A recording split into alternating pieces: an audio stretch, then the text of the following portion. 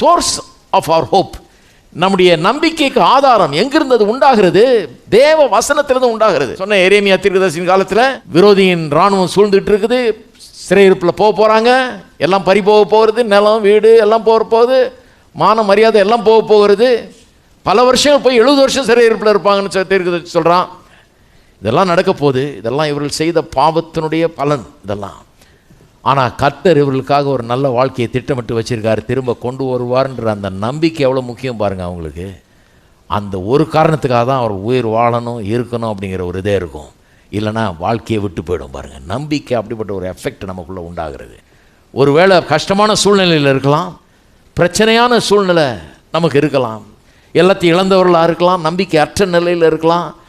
நான் சொல்லுகிறேன், தேவ வசனம் விசுவாசிகளுக்கு முக்கியமாக சொல்கிறேன்.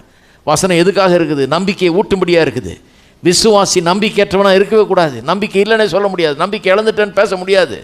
ஏன்னா வசனத்துக்கு போனீங்கன்னா, நீங்கள் வாசிக்கும்போது, வசனத்தை வாசிக்கும்போது ஆபிரகாமை குறித்து, ஈசாக்கு குறித்து, யாக்கோபை குறித்து, யோசேப்பை குறித்து, இஸ்ரவேல் ஜனங்களை குறித்து கர்த்தர் அவர்கள் மத்தியில் எப்படி அவர்களோடு இடைப்பட்டார், அவர்களை எப்படி மீட்டார், விடுவித்தார், சுகமாக்கினார், ஆசீர்வதித்தார்,